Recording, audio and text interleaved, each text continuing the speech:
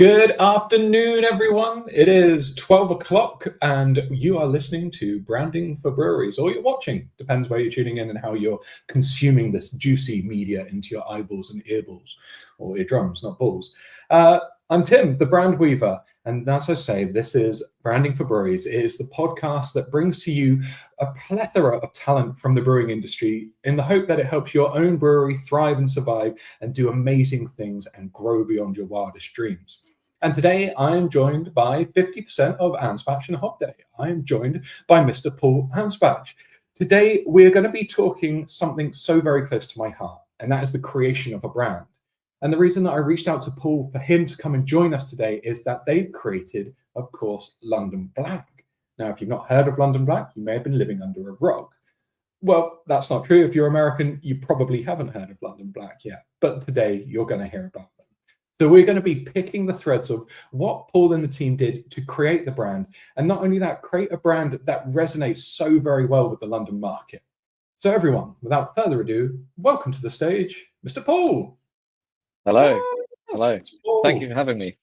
Like I've tried to say to other guests, just imagine that's rapturous applause that triggers. It's what I imagine every time I interact with people. So. Just walking into any room, just in your Absolutely. mind. Yeah. Paul, thank you so much for joining me today for the chat, bud. I really appreciate it. Because this show is listened to, in the States and the UK as well, I think it would be good if you could maybe just get a little bit of a background as to who you are and a little bit about the brewery before we dig deep into the story of London Black, please. Yeah, absolutely. So, I'm Paul Anspach. I co-founded Anspach and Hobday with Jack Hobday. We actually met at kindergarten, so when we were about 3 years old, and went to school together, and then both ended up studying at University of London, where we shared a flat, I think, in sort of second and third year and beyond. And that's essentially where the brewery was born, because we started homebrewing together. And that came out of a couple of different things. One of Jack's lecturers had suggested that homebrew is a great way to drink as a student because it's cheap. So we did a couple of the sort of extract from a can, just add water jobbies, which were fun. Obviously, limited quality, but fun to take to a party, that kind of thing.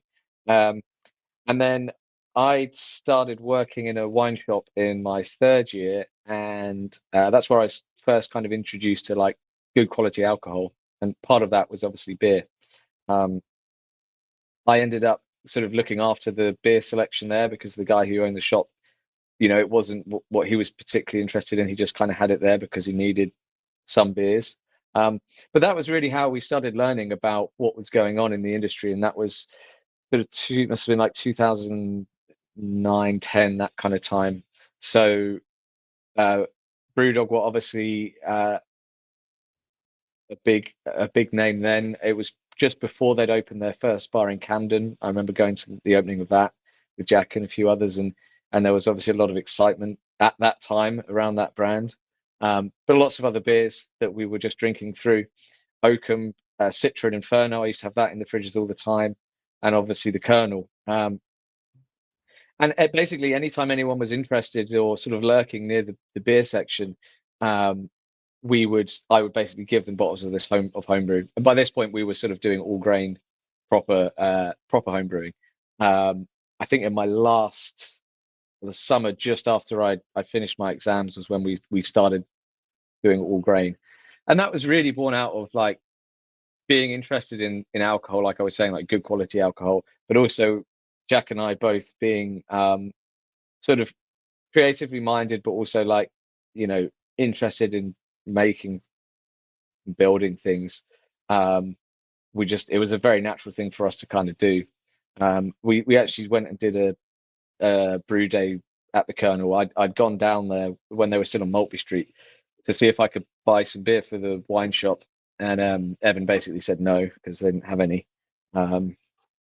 But he did say, if you're interested in brewing, then you can come down and do a day.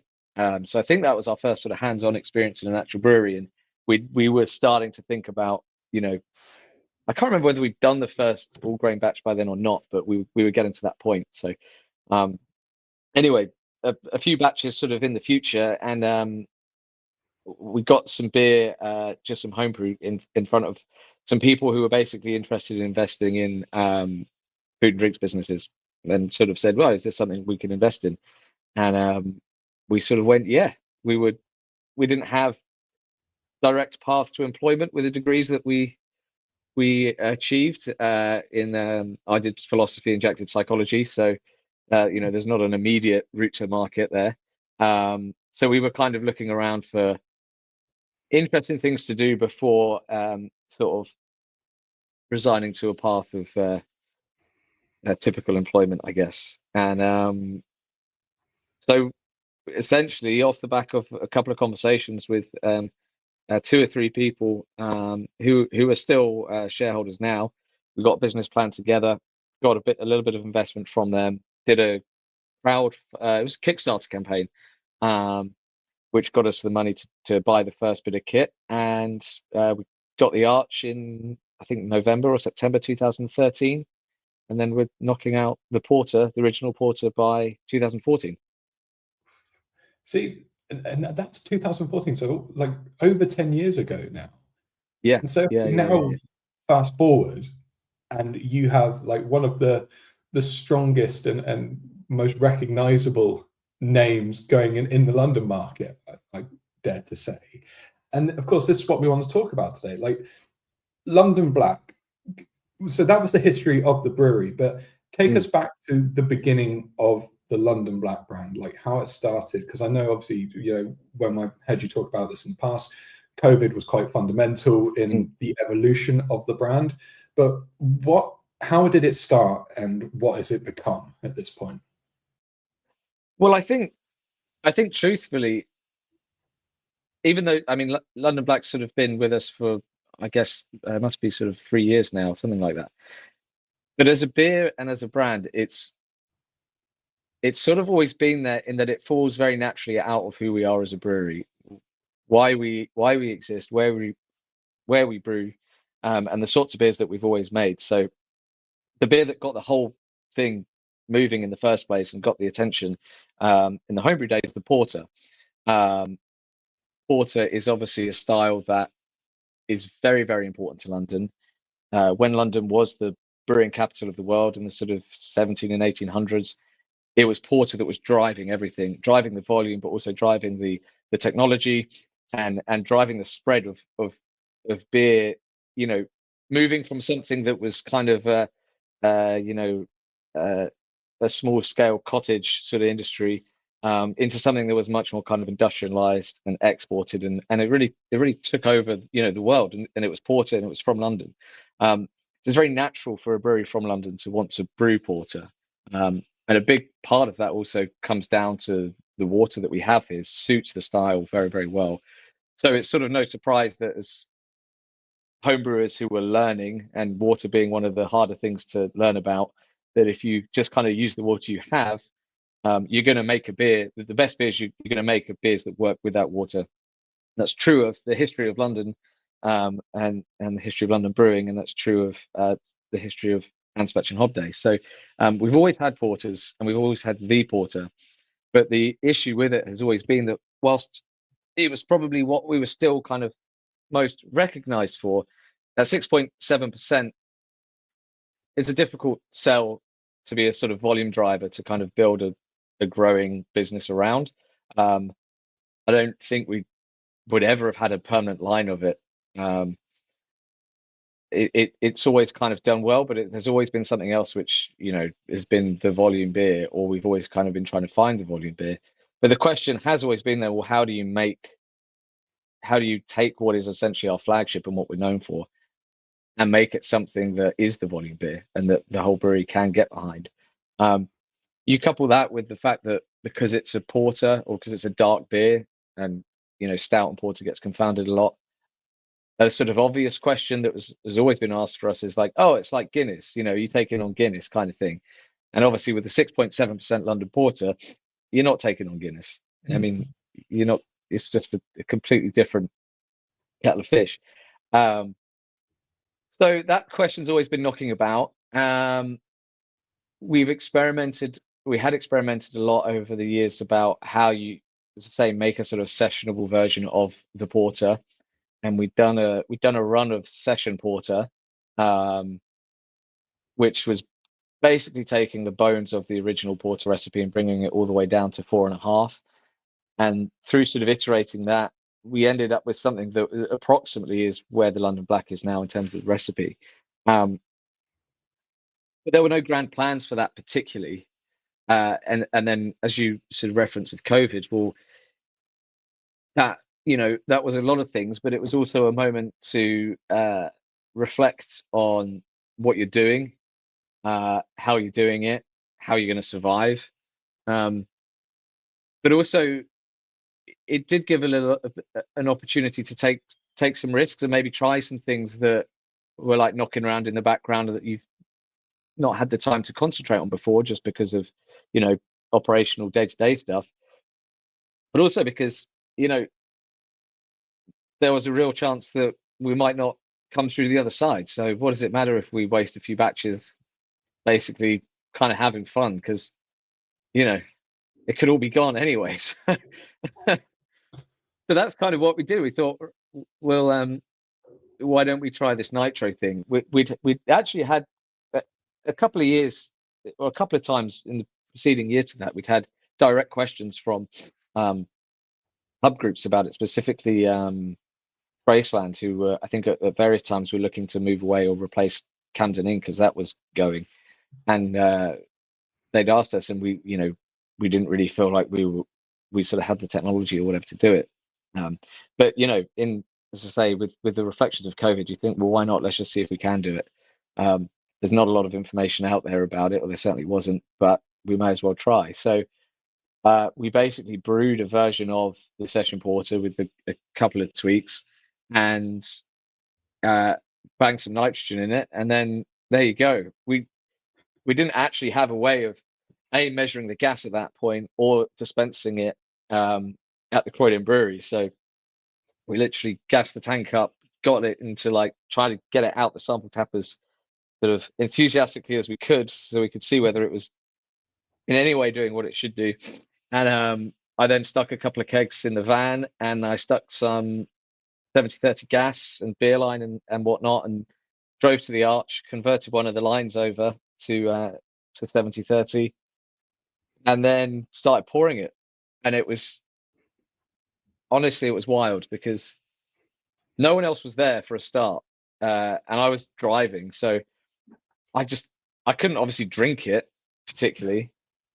There was no one there to sort of show it to or who could drink it. So I was just pouring out these pints, watching it cascade, taking photos and videos, and sending it back to the guys like, we've done it. Amazing. It was good fun. It was just a shame that it's a shame that I was there on my own and I wasn't driving, but there you go. But that means that you had a great liquid, like you'd nailed it. But at that point, was it still known as the porter? At this point, at this point, it didn't have anything. It didn't have a name or a brand or anything. And the working title, would have been the Nitro Porter or the Nitro Session Porter or something, because that's the way that we always had named our beers, right?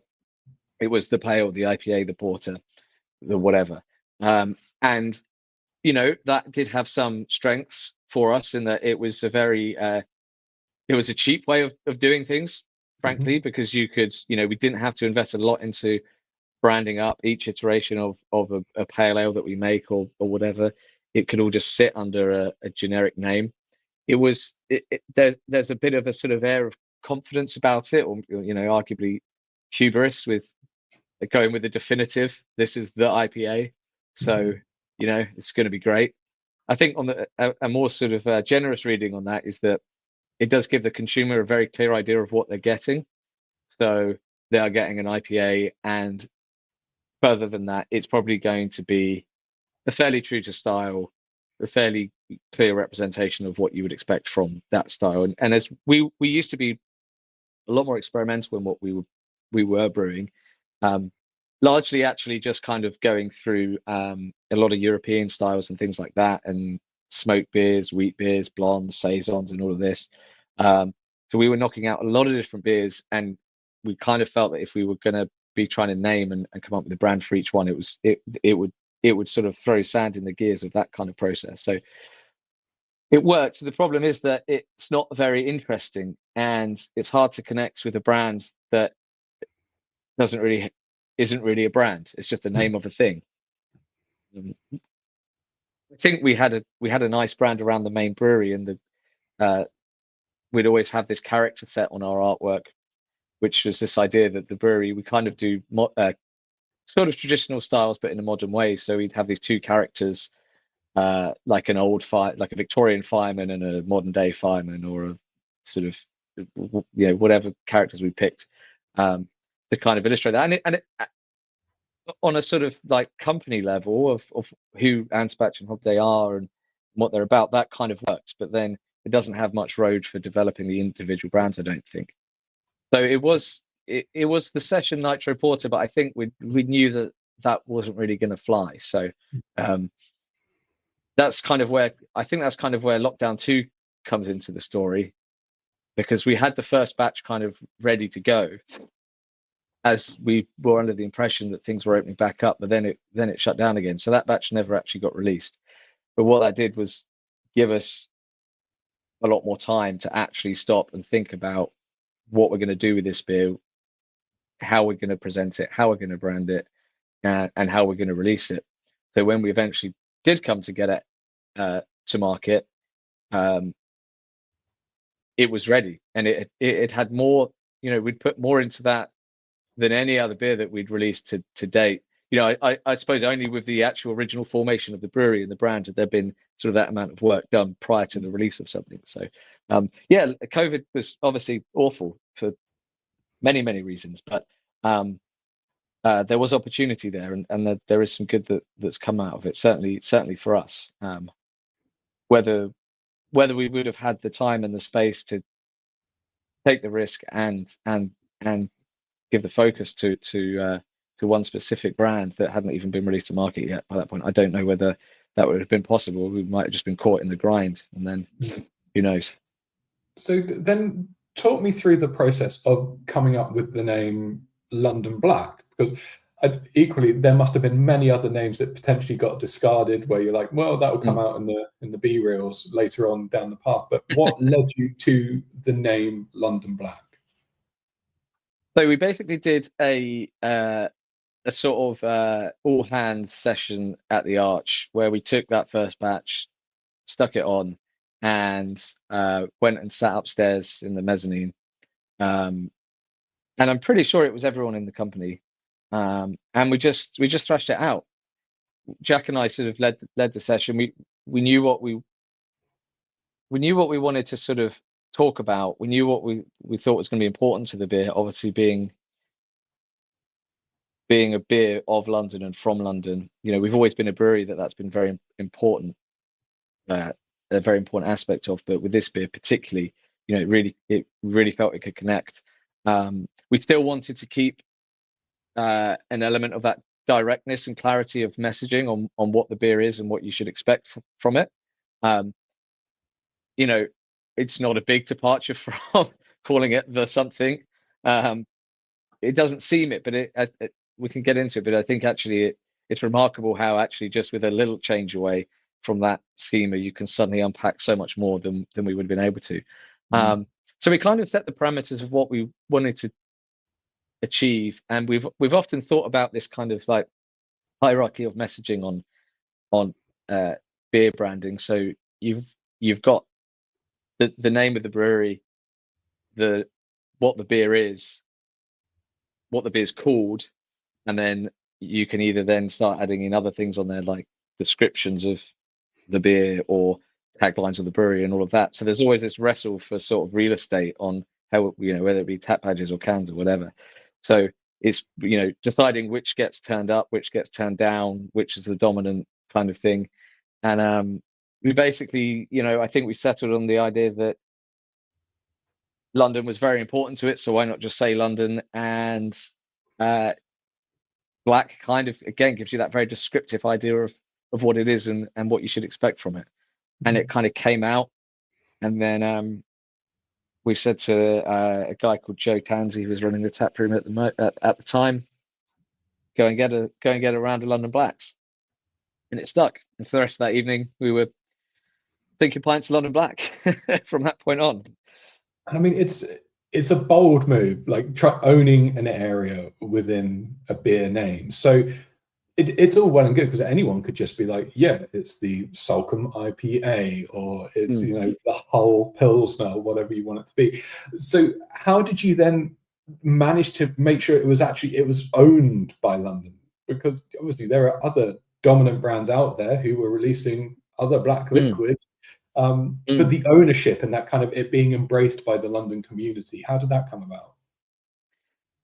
Yeah, that's really interesting, and I think that's basically, I think we've done a lot there, but I think that's a work in progress, and that is basically the overriding ambition of the beer is for it to be exactly that, the beer of London, the beer that if you're visiting London, you need to go and try a pint of London Black. If you are a Londoner and you want to connect with your city through beer, it's London Black that you reach for. It's not to say that we think that we're going to be in every pub in London, or even that we're going to, outnumber Guinness fonts in London. But it's the ambition is that if you are so inclined, that it's there for you, and that's the way that you connect with the city. Because it's a porter, I think it's easier to do because the story is there. And again, if you think about the amount of Guinness that's consumed in London, it's kind of absurd that if you trace Guinness's origins back, you basically get to London Porter. You have a situation where Londoners are drinking an enormous amount of the stuff, but they're drinking a version of it that's made in Ireland and imported. That's wild. It would be like if Prosecco took over the Champagne region. It wouldn't happen. The French there'd be riots, and kind of rightly so. So that's a very easy story to tell with a beer that's got that history built into it. We didn't have to make that up. We didn't have to sort of invent anything around why the beer comes from where it comes from, and why it's in our opinion it should be very important to the town, to the city. So that's really the message that we're trying to get out there. Very inspired actually in that regard by the sort of things that like Della Sen have done with Zinnebeer. They've got all of these other beers that they make, and I mean, fantastic brewery. Zinnebeer is the beer that is there for the people of Brussels. That's its whole sort of reason to exist. And arguably, in terms of the Brussels beer scene, they're a newcomer in a sense. When you compare them to breweries that have been there for generations. But I'm not from there, but I don't want to speak for the Brussels folk. But it seems like Della Sen are the brewery that from the newcomers anyway that have really kind of got that connection, and it comes through a beer, and it's because the people that are making it see the importance of place and what they're doing, care about the beer. There's an authentic, believable story to tell about it, and to talk about where it's from, and that does connect with people, I think. And maybe coming out of COVID as well, people were just ready for feeling connected to the city again after being shut out of it for so long. Yeah, that's a really interesting point. Just that need to be part of something bigger again when you've been isolated. And the thing that I just think phenomenal is that you did this all in-house. This was your team sat around the room, kicking ideas around and joining up these dots. And you referenced it earlier on, like potentially it was COVID that gifted you that time, and it may not have been possible in any other situation. But other breweries would call in an agency or someone like myself to actually help establish a story and a narrative about how to promote the brewery or the brand. Do you think there are any advantages or indeed disadvantages for you guys doing it all in-house and not bringing anyone else in? Just for for transparency, in the formative years and days of the brewery, we did work with an agency. So, and the way that came about was it's when we were promoting our Kickstarter campaign. We were approached by an agency who were actually Red Bull's marketing agency. And I'd seen an email saying, "Oh, we're, introducing us. So they're called Kastner and Partners, and our primary client is Red Bull." And I just ignored it. I thought, this is like whatever. But then they persisted. And basically, it turns out the way they work is wherever there's wherever Red Bull have gone, they've opened a sort of branch of this agency, which is not directly connected or owned, but the directors, go way back or whatever. So the creatives who work in these sort of satellite agencies, obviously 90% of their output is putting wings on things. That's a bit mean. And so they're basically they're allowed to pick up pet projects of things where they can kind of stretch their creative legs a bit more, and we basically became one of them. So they helped us. We'd actually done a lot of work prior to that with a couple of the early investors had marketing backgrounds, so we'd worked with them to come up with sort of like a brand print of what we wanted the brewery to kind of be about, who we were, how we wanted to present, and all of that. So we had a good amount of work to give over to them, and then they basically presented a lot of concepts to us, and the idea of these two characters that came out, and they introduced us to the illustrator who we still work with today. That was fantastic. Some really sort of insightful and formative years working with them, and we learned an awful lot. But it became very, very clunky because the scale and the pace that they're used to working at just didn't match with a tiny brewery. I mean, we were working with this agency like them, and we were brewing like 400 liters of beer at a time. It's kind of mad. And trying to get like a tap badge, it's just you'd have to write them a brief and book in studio time, and basically we so I think around 2018, basically when we moved to cans, we did some work on them with how we move over to cans, and then we parted ways and just stuck with basically retained the relationship with the illustrator. Again, with COVID, everything had to go into can, and we had beers that were in tanks that had no intention of ever being in small pack. We needed labels, so we needed to be able to work like that. So we were just briefing the illustrator directly at that point, and then my sister's actually a graphic designer, so we would then just use her to build the labels out of the illustrations when we were away. And a lot of the creative, I think what was frustrating was we were basically, myself and Jack were coming up with the ideas, coming up with the creative, and then briefing the team to pitch that to their creatives to then come back and present it back to us.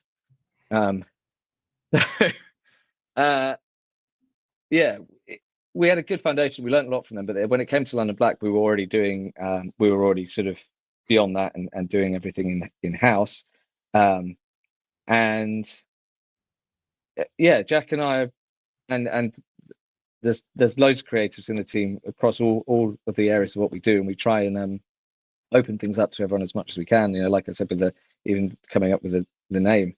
So there's plenty of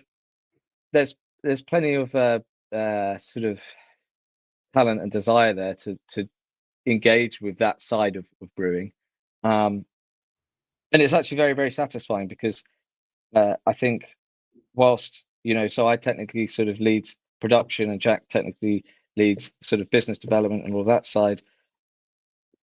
The two of us, we want to always be doing more than just our sort of main area of focus, because we've got ideas all over the place, and the visuals and the creative side and all the stuff we've done around that we've been able to pull out of London Black, like the poster campaigns and all of that, and the POS design, and so much more to do there, and being able to kind of lead that and do it at our own pace and not have to be filtered through the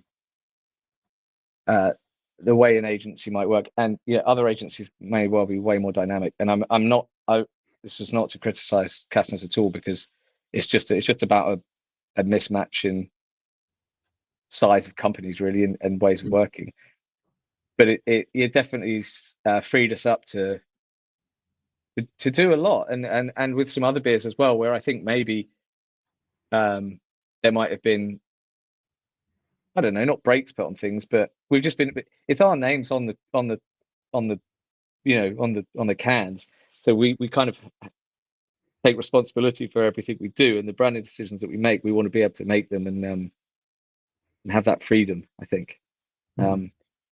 Yeah, they kind of took you as far as you needed to go with them, but at that point, the fact that you had a middleman, I get it, right? And especially with a bigger agency setup where they have structures and processes that they need to go through.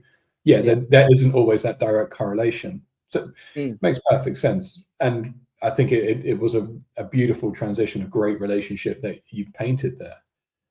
I want to talk about the David Goliath situation with Guinness a little bit more. I've already heard you talking about, obviously, the Guinness shortage over Christmas was beneficial, but by no means was it like your entry to market or anything like that. But has it been, is it more of a positive or more of a negative, the Guinness comparison or the conversation between that? It's great, actually, and I was thinking about it back in the previous question you asked about getting the whole thing started and that embracing of it. I think because of the sort of David and Goliath setup, it becomes something that is very easy to embrace because people instantly understand the proposition. They understand what the beer is, what it's roughly going to kind of taste like, and they understand your position in the market and why you exist and why you're doing it. And it's quite exciting to people, and especially in the early days when there really wasn't anyone sort of putting everything behind it in the way we were. I mean, other breweries had done nitro stouts. Obviously, we didn't. We're not the first people to bring something to market other than Guinness. But I think because of the London framing and because of the fact that it's clear that it was, we were sort of putting everything behind it, it's exciting. I mean, like we were talking just before this call about festivals and how you stand out at a festival. When there weren't many nitro stouts or porters on the market, London Black would just reverberate around the room because you just get it. You see, as soon as you see it pouring and cascading, you kind of everything is everything about that beer, really.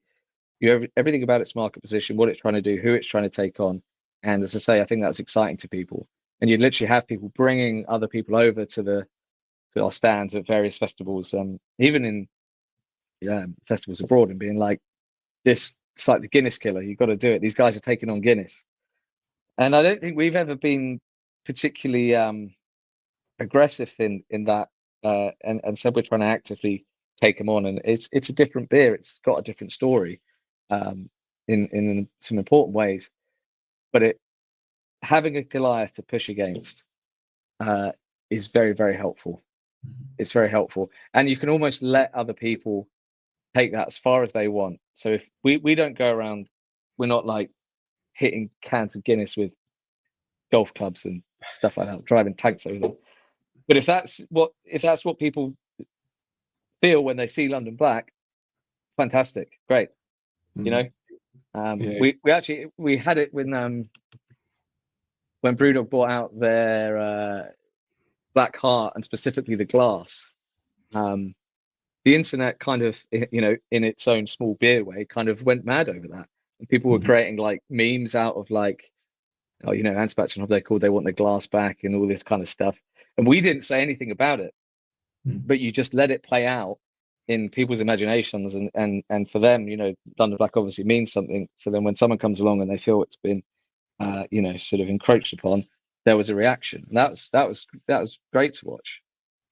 Yeah, I suppose that's the thing. If you give a tribe or a following of a brand that kind of protagonist to play alongside, and especially if you're anchoring it in such a cultural, relevance to them, that they do the heavy lifting for you, which is phenomenal. Yeah. But you have, and correct me if I'm wrong, but it does look like you've strategically selected some aspects of what Guinness has done in the past to enhance the London Black identity. Where do you kind of, what are you how do accusing you us pick of? and choose aspects, I suppose? Yeah, that's a good question, and there is a nod and a wink, and certainly with the posters that we've put out in support of London Black, there's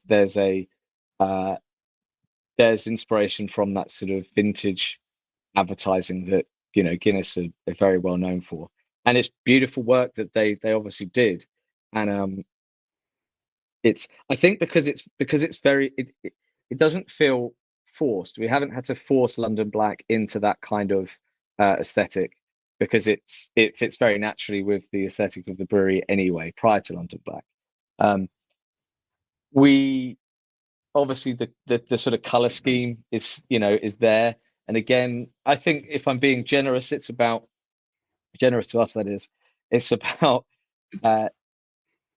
removing any questions or barriers in people's minds as to what they're going for. If you're asking someone to try something different to something that they are very, very familiar with, you want to make them feel as comfortable as possible about that choice. And that also, in part, that's why we suggest the 2-part pour, for example. There is a legitimate reason why you do it, but there's also a sort of ritualistic reason why you do it, and there's a reason why we want to adopt that too. Because if you're going into a pub and you're asking for a Guinness and they don't have it, you want what they give you to basically fulfill that role, and you don't want to feel like you've been fobbed off. So it's about making people understand that they're in the same sort of space. But it's not a clone, it is different. It is a different beer, it's got a slightly different flavor profile, it's got a different history to it, but there's enough there to make you feel comfortable, and it's kind of playful. And again, we get, like, I often get it with, like, my dad. If we put something out, he'll message me or something and be like, "Oh, I think they're going to come after you for this one," kind of thing. Like, with they don't own the word lovely, no, it's fun. That's an area where we can be kind of a bit playful and cheeky with it, I think. Remind me, did you say you originally studied psychology at uni? I did philosophy. Jack did psychology, yeah. Do you think those two very different backgrounds in terms of what you're doing now has actually helped you with the broader understanding of the positioning of London Black? Because you talk about kind of how people feel and making them feel part of it and building that kind of cultural relationship. Do you feel that foundation in those two areas has helped with this at all? I think probably. I think probably for both myself and Jack, it's definitely not. We didn't turn our back on those subjects as soon as we left university. We're people with pretty broad interests, and we talk an awful lot about an awful lot of things. And I think, from I can't speak for Jack, but whilst I obviously didn't pursue further sort of career in philosophy, whatever that would look like, I absolutely loved it. It was fantastic, and teaching you how to just think deeply about problems and questions and things like that. That's, I think, a topic that on the surface could maybe seem very abstract and trivial at times, is actually incredibly valuable and very and can be very, very transferable. I think a lot of it has also come out of just being in the scene from basically a very, very early age for us. But in terms of the sort of London craft scene, we certainly weren't the first, but we were in the early days of it, really. And really, there's no better way to sort of immerse yourself in an emerging scene than to kind of build something that becomes part of it. So we've learned a lot by just doing, I think. And London Black's come along only say in the last sort of 3 years. So we had a good 6 or 7 years prior to that of trying to work all this stuff out, before it. Yeah, sorry, go on. No, it's so that mindset and that appreciation and everything that you learn from the process creating London Black. Like, we're not seeing you just slap London across every liquid that you create now, and understandably so. But what are you taking from all of that and now applying it? And are you like reverse engineering any of the stuff that you're creating, or at least keeping an eye on what you need to remember for the new products that come out? Yeah, it's a very good point. The short answer is a bit of both. It's definitely taught us the power of an individual brand that people can resonate with and connect with, and the importance of having something that you can unpack. And by that I mean, beyond the liquid in the glass and the name and the tap badge, there's other opportunities for marketing and promotion, whether that's POS or whatever, the merchandise, etc. You've got to make sure that if your brand's going to really resonate, it can expand beyond simply just standing in front of the tap badge and drinking it. So moving beyond London Black, yeah, absolutely. We've reworked a couple of things. Or the biggest example is probably the Anspach lager, which we haven't really hit the ground running with yet, just because of capacity wise. We're sort of running at about 70% London Black, so putting a lager in, tying up the tanks, is the challenge. But it's a brand in a totally different direction to what we normally do. It's not illustrative. It's a bit more playful, I think, in that it's kind of, again, it's intentionally trying to look a little bit like a certain era, and kind of be evocative of that.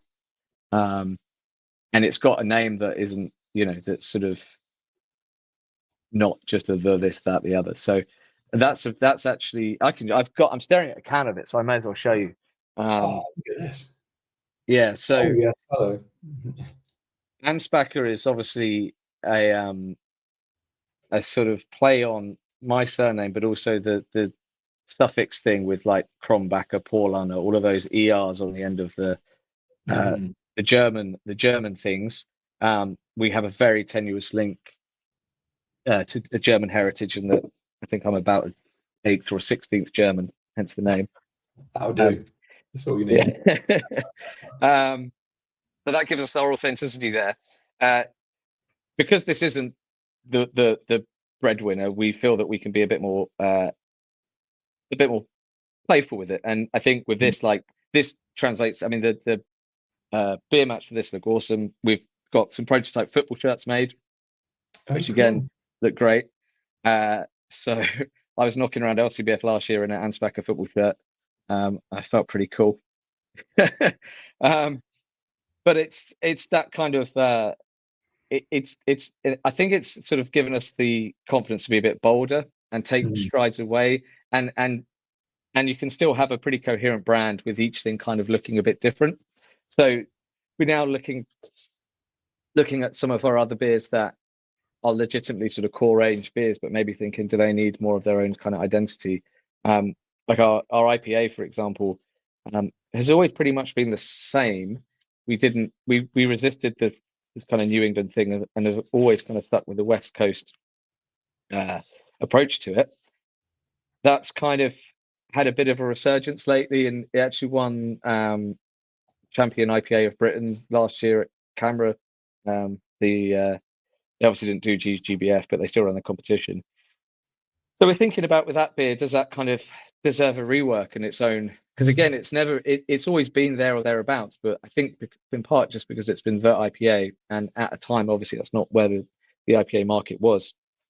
It's never really kind of really kicked on in a way that I think it could do. But I think to do that, it could well be worth looking at trying to give it more of an identity, more to unpack, and more to kind of work with.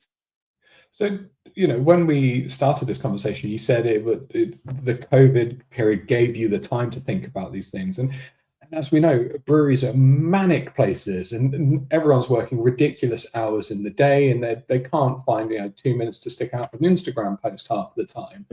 But do you now make the time for this kind of unpacking and the storytelling side of things because you know the value behind it? Yeah, we try to, and it's something that is something that we're very sensitive to when we don't make the time, because it's so easy to get caught down in the operational side of it and just keeping the wheels turning, you know. So we try to there's a dream that Jack and I have that one day a week we'll set aside just for this kind of thing and sort of project work, and it's literally like a phones off kind of day. But we've not achieved that yet. We've now got a very good marketing person who is essentially more of like a design creator. So she'll be creating a lot of the output. So working on, you know, doing the work with the illustrator on the labels and whatnot, and tap badges and all of that stuff, and all the photography and that we're doing. I think we could do more in terms of actually, sitting down and just having dedicated days to it. We do it, but we've got quite a coherent brief now on this this idea of London's original Nitro Porter, and that whole story about connecting it to the city. And there is, I think there is so much there that it can be frustrating that we don't have as much time to sit down and just focus on that aspect of it. But I think it's incredibly important to do it, to get out of the operational side of it, and to actually, kind of pull as much out of these things as you can. Because if there's a story to tell, you've got to just keep telling it and telling it and telling it, until either you run out of things to say or people get bored of it, I guess. I've just clocked the time. There's one thing I've got to ask, and there's someone who's dropped a question on one of the live feeds as well. You're saying that, London Black is now 70%, in terms of what you're creating. Is it exciting, or is it a concern that the London Black name would overshadow Anspach and Hobday, or could overshadow? Sorry. Yeah, it does actually happen now that I'll walk into somewhere and it'll be like, oh, you're from London Black. Rather than from such an day. I think it's great. I think we've got to let this thing go where it can go. And if Anspach and Hobday becomes, the St. James's Gate to Guinness, that's fine, because it's actually, you could ask that question about, is it frustrating that basically we don't make anything else other than London Black for the most part now, and in terms of brewers always having a tendency to want to experiment and do loads of stuff. It's very, very, very rewarding and satisfying to have something that's actually working. And there's a long way to go, and even from a business side, we face the same challenges that everyone else is facing at the moment. It's not easy out there. So the fact that we have something that gives us a chance, I think any concerns over how that changes the business, if it's changing the business and making it sustainable and giving the business growth and giving people jobs, then we'll take it. Yeah, it's very, very rewarding to be working on something, from the production side to the marketing side and to the sales side, to be working on something that does seem to be resonating in the way that London Black is. And I think it's always important that you're not obviously putting all of your eggs in one basket, and especially with a beer that's fairly seasonally exposed because of the style. We need to be making sure that we've got eyes in other areas too. But no, I mean, we'll let it get as big as it wants to, and if it means that other brands and other beers, or there's less opportunity to do more, to make saison, for example, then so be it. I think. Yeah, it's in many ways it can give you more confidence knowing that you've got that bit of a safety net, haven't you, where you can be bolder and play with other things. All right, so onto the one question that's popped up on Instagram, and I'm confident you get this a lot, but is there anything in the pipeworks for an alcohol-free London Black? That's what's been asked by a lot. Yeah, we do get asked that. Not immediately, no. I think primarily because at the moment for us it would have to be something that we outsourced, because we don't have the technology to do it. and to do it in the way that we would want to do it, i.e. we're not going to try any of these sort of the yeasts that basically are rubbish at fermenting, so they make like 0.5% beers. It has to be obviously pasteurized at that point, and the technology to do it other ways is just sort of beyond us at the moment. And I also think that there's enough to keep us going with London Black as it is, and to keep us growing without trying to do that. I'm not against it one day. There's obviously some meaningful growth in that sector, and Guinness has obviously demonstrated with Zero that the style can work really, really well. But at the moment, we just got to keep focus on number one. I think keep pushing it. Makes perfect sense. Well, Paul, my man, thank you so much for your time, bud. I think it's been fascinating, and I know that there's a lot that people listening can take away from this. So if they haven't heard of London Black, if they haven't heard of Anspach Hobday, where should they check you out, follow you, get in touch? We have a map on the website, anspachhobday.com, which is, we do our best to keep it up to date, but it might not always be 100% accurate, but that will basically show you where you can drink London Black in and around the country. And I think in Europe too, I think we've got some of our export accounts on there. So we're obviously available, obviously there's a concentration in London, but it is available in sort of good craft pubs across the country, and bottle shops. Obviously the web store, again on anspachhobday.com. We try and keep that as supplied as we can. And we've not got over to America yet. That's always a tricky one, but we've got some good export partners in France, Italy, Denmark, Belgium.